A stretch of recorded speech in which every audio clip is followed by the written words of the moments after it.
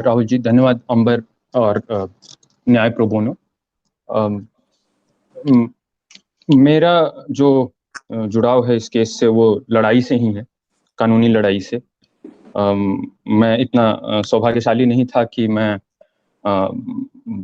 Movement का part बन सकूं।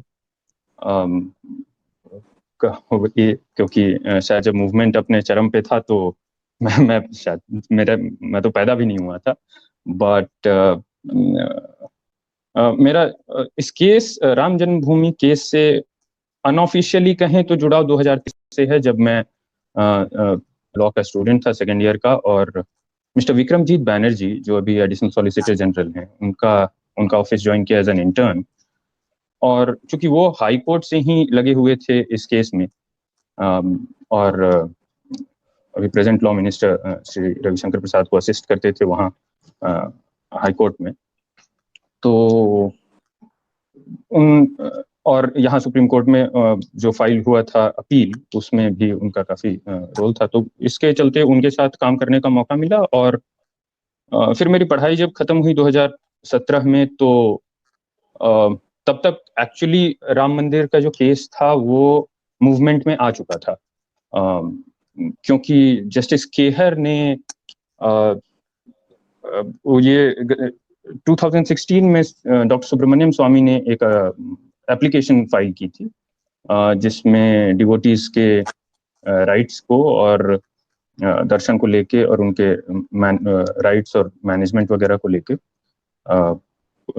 एप्लीकेशन थी, जो 2017 में मोशन में आई। और जस्टिस केहर ने कहा कि इसकी डे टू डे बेसिस पे सुनवाई होनी चाहिए। एंड दिस वाज अराउंड जुलाई 2017। और इसी के चलते दिसंबर 2017 में ये केस को रेगुलर हियरिंग के लिए लाया गया था। सुप्रीम कोर्ट पे जाने से पहले मैं एक बैकग्राउंड दे देता हूं कि ये कोर्ट में ये केस कब कब से चल रहा है। तो 1528 से लेकर और 2019 नवंबर तक हिंदूज ने कभी अपना क्लेम छोड़ा नहीं था। तो लड़ाइयाँ होती थी, हर टाइम पे होती थी। हिंदू हर बार जाते थे, कभी ग्राउंड पे लड़ते थे। काफी सालों बाद जब कोर्ट सिस्टम आ गया और ब्रिटिश टाइम पे कोर्ट में भी लड़ाइयाँ शुरू हो गई थी, तो हिंदूज ने अपना क्लेम कभी अबैंडन नहीं किया था। वो हमेशा से मानते आए थे कि ये भगवान श्री राम की जन्मभूमि है, ये उनके लिए पावन है, इसका महात्म जो है वो हमारे स्क्रिप्चर्स में मिलता है। और इसके चलते क्लेम अबैंडन नहीं हुआ था। लीगली अगर फाइट देखें तो पहला कोर्ट केस ध्यान में आता है 1856 में, जब हनुमानगढ़ी के साधु ने एक जाकर और वहां पे कैप्चर कर लिया था। और वहां तो it is then in the early 80s that the Vishwa Hindu Parishad decided कि we should take up this matter और हम इंटरवीन करेंगे और हम इसमें देखेंगे कि हम इसमें क्या कर सकते हैं। तो न्यास का गठन होता है अर्ली 80s में, 83 84 में, जो ये संकल्प लेता है कि राम जन्मभूमि हमें बनानी है और उसके लिए पब्लिक मूवमेंट शुरू करना है।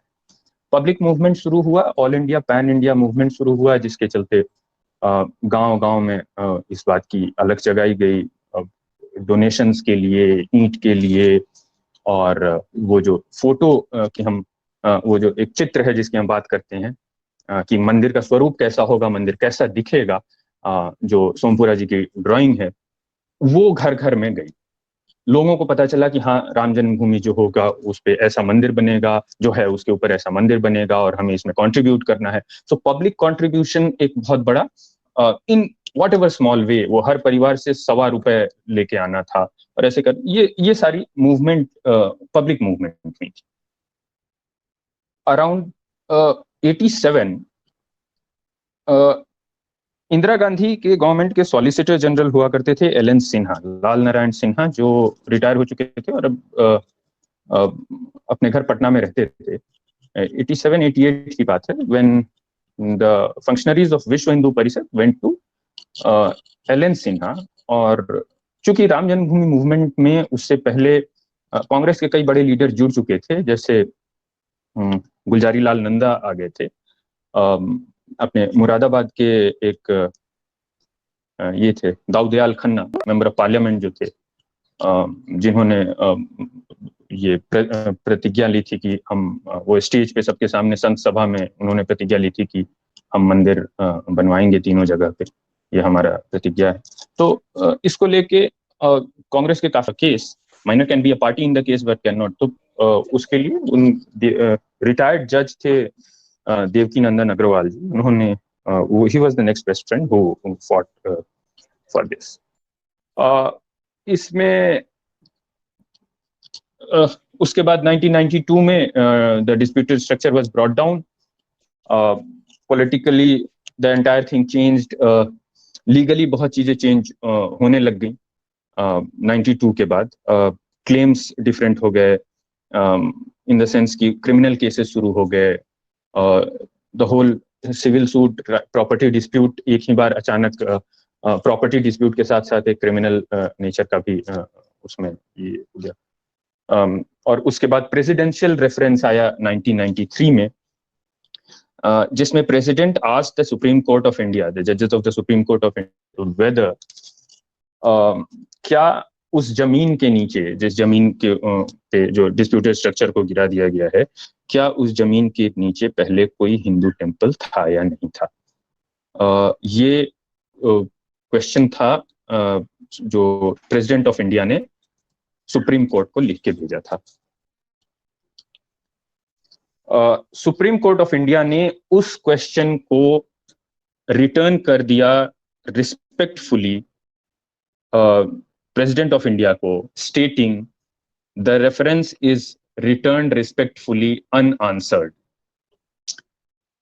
Such was the nature of the question, or such was the nature of the case, that even Supreme Court did not answer the question whether there was something beneath the surface over which the disputed structure stood. इसके बाद थोड़े political developments हुए, वो 1993 में BJP white paper लेके आई अयोध्या के ऊपर। उसके बाद मीनवाइल इस 1993 का जो रेफरेंस था वो क्लब हो गया, और इस्माइल फारूकी ने एक सूट फाइल किया था, वो Ismail Faruqui case was heard. और one of the most important things that came out of Ismail Farooqi judgment 1994 में वो ये था कि जजेस ने बोला कि mosque is not central to Islam, so to offer your prayer आपको एक mosque की जरूरत नहीं है। Mosque is just a place for congregation. It is not a place of religious significance. It is not central to the tenets of Islam.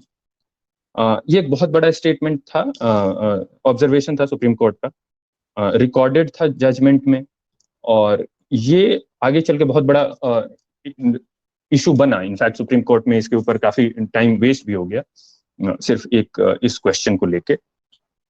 और जो section 3 था Ayodhya act का, जिसके अंडर एक्वायर हुआ था जमीन, वो पीवी नरसिम्हा राव गवर्नमेंट में जो केस जो ऑर्डिनेंस पास हुआ था, which subsequently became an act, the acquisition of certain areas in Ayodhya Act 1993, उसको, उस एक्विजिशन को, जो 67 एकर्स ऑफ लैंड था जिसको गवर्नमेंट ने एक्वायर करके रिसीवर के हाथ में दे दिया था, उसको वैलिड ठहरा दिया सुप्रीम कोर्ट ने। Instead of handing it over to the Muslim parties, it affirmed the action of the government कि सेक्शन 3 में इसको एक्वायर करके 67 एकर्स ऑफ लैंड और रिसीवर के हाथ में दे दिया गया, और स्टेटस को मेंटेन करने का ऑर्डर पास हुआ था। This was a very significant development. उसके बाद फिर हाई कोर्ट में केस शुरू हो गया था, और इस बीच में जैसा कि आप जानते हैं कि 2003 का ASI रिपोर्ट जो है, वो दोनों सर लोगों ने तो बताया ही कि रिपोर्ट में क्या था, एक्सकवेशन में उन्होंने उनकी क्या फाइंडिंग्स थी। मैं उसके बारे में बोलना मेरा उचित भी नहीं रहेगा, और मेरे को उतना नॉलेज भी नहीं है जितना आप ऑलरेडी सुन चुके हैं। तो ASI रिपोर्ट उसके बाद फिर सबमिट हो गई कोर्ट में, और एक और बहुत इंपॉर्टेंट ये था कि जब कांग्रेस गवर्नमेंट 2004 के बाद पावर में आई तो उसने लिब्राहन कमीशन का गठन किया। लिब्राहन कमीशन का काम था inquiry, it was an inquiry commission into the demolition of the disputed structure that was Babri mosque. इस कमीशन ने कई हजार पेजेस का एक डॉक्यूमेंट निकाला जो कि पार्लियामेंट में कभी टेबल नहीं हुआ, क्योंकि किसी ने पढ़ा नहीं कि क्या है उसमें, but the Congress government could never gather the courage to table that inquiry commission report in the parliament. It just could not table it in the parliament, and अब उसका कोई relevance भी नहीं था। इस बीच में कई बार क्वेश्चन हुए कि भगवान राम थे या नहीं थे, अयोध्या उनकी है या नहीं है, these things were there, but एक जज, मुस्लिम जज थे, उनका नाम मुझे याद नहीं आ रहा है, उन्होंने 2018 को होते और कंटिन्यूअस हियरिंग होती थी, बीच में बस एक लंच ब्रेक होता था, बाकी all the time we used to be in the. हमारा था कि faith of Hindus is the birth place of Lord Ram has been validly held for centuries, and the fact that it has been validly held for centuries can not be a question of judicial intervention, and it has been established by the fact that मुस्लिम हूँ और मैंने एक mask वो कर दिया वक्फ के उस पे, तब होता है क्योंकि इसका कोई डेडिकेशन ही नहीं था वक्फ के नाम पे, तो इसलिए इसका ये वैलिड नहीं था। और हिंदूज के फेवर में सबसे जो फेवर में बात आई थी वो था कि हिंदूज का एक्सक्लूसिव और अनइंटरप्टेड पोजीशन रहा है इस प्लेस पे। चूंकि आउटर कोर्टयार्ड और इनर कोर्टयार्ड का इशू सॉल्व हो गया था कि ये पूरा एक कंपोजिट होल है, तो अगर आप आउटर कोर्टयार्ड पे भी अपना क्लेम हमेशा से सतत मेंटेन किए हुए हो, इसलिए ये हिंदूज के फेवर में गया कि चूंकि इन्होंने अपना क्लेम कभी छोड़ा नहीं था, इसलिए ये कंटिन्यूड पोजीशन में थे।